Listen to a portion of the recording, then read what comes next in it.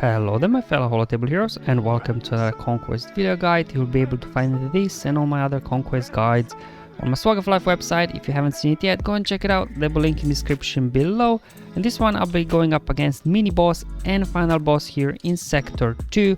Already done a Sector 2 feeds guide previously, so again, check out my website if you're interested in that. But otherwise, let's just start off first here with Rey Jedi training. So that's the mini boss here. And the feats we have to achieve is win with Kylo Ren surviving, and then win without using Jedi, Sith or Unaligned Force users. So we have to do this in 2 battles because Kylo is Unaligned Force user.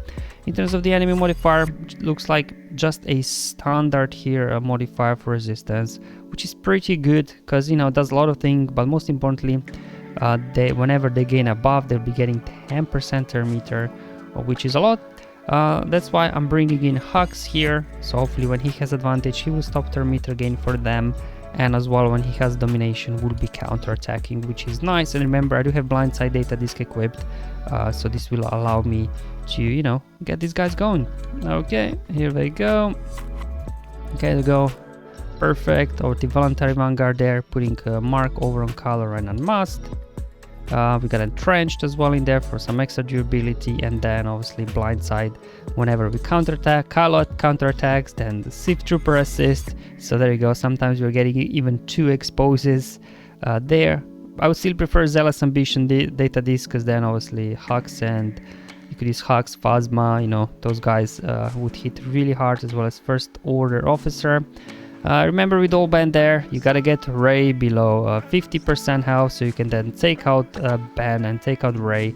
I just did it in one go there with a big AoE from Sith Trooper, and there we go. So definitely Hux here working very well, stopping the turn meter train, and all those counterattacks working together with blindside data disc really helped me getting through these guys. And of course we got a Hokey Religions feat.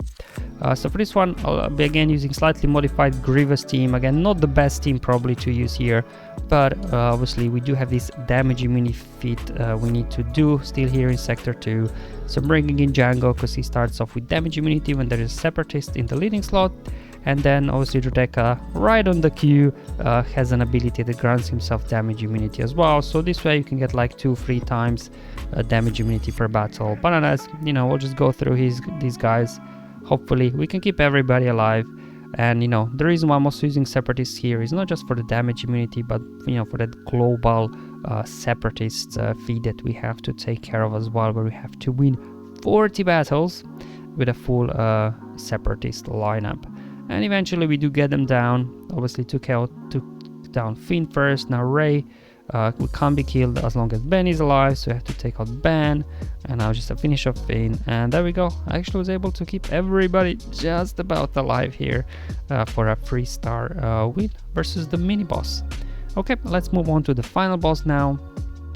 This one actually was more challenging than I thought it would be. Maybe I don't have the best data this set yet. At least I have entrenched.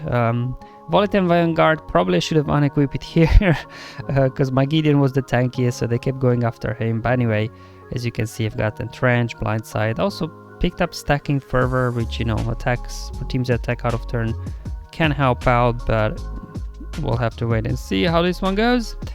Now in terms of the feats, obviously I have to win with Mod Gideon surviving, and yes, his support, which means the second battle will be no support units allowed.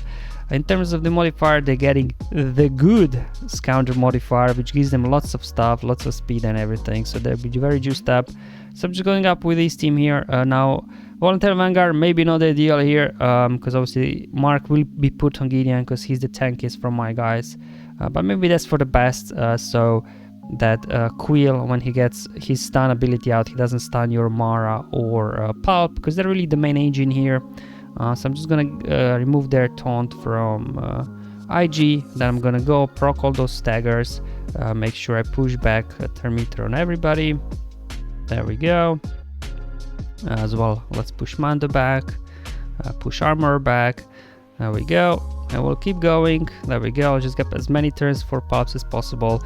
I will keep everybody shocked, so I'm not going to try to stun them, because when IG takes a turn he will cleanse off anyway. So I'm just trying to keep everybody shocked, so Pulps on his basic is getting a lot of bonus turn meter. There we go. Got Pulps another turn. Now IG cleansed, which is good, because they give us lots of bonus turn meter. But the reason why I'm going after IG first, because every time he takes a turn, he actually will be cleansing off all the debuffs from the enemy. Then I'm going down after these guys. So it definitely looks like they don't have all abilities maxed out, like they don't have Zetas or something, these guys, because Beskar Mando didn't really bother us with his damage immunity. So even though their speed is juiced up, you know, at least their abilities aren't. So it was okay in the end. And finally, my staple team here to use for these kind of feats. Obviously, we've got a full Sith lineup here with Malak as the leader, because we have again this silly feat where you have to defeat 40 battles there with no leader. So definitely Malak lead is the best. With voluntary vanguard I have to keep hitting him. There's obviously a little bit of danger here because Beskar Mando can right on cue put healing immunity on your guys, and then as well Quill, he can put shock also, so they can a little bit stop healing recovery health, especially for Malak that's taking majority of the damage here. That's I'm trying to take out the Beskar Mando as fast as possible, and also one of the reasons why I brought Sith Trooper in here, because he's gonna cleanse for your Sith allies. That, you know, if you can get those debuffs off every 3 turns or something. So hopefully, you know, we can keep everybody alive. I almost got Mando down. I'm like, come on, let me get him.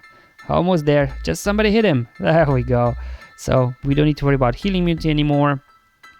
Going after IG now, because he's anyway constantly taunting and everything. Got IG down, let's go after Quill. There we go, Sith Trooper coming in with another cleanse. We can go ahead here now, drain Hondo as well. Get him down, almost there, and down he goes. So there you go, this is how I completed here the unsupportive feat for the final boss, while as well knocking out the no leader and Sith feat for the global ones.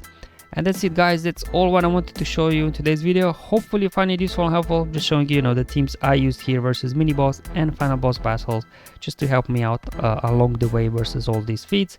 Thank you for watching, hopefully I'll see you in Sector 3 video, but until then have fun, enjoy life, and may the RNG be with you my friends.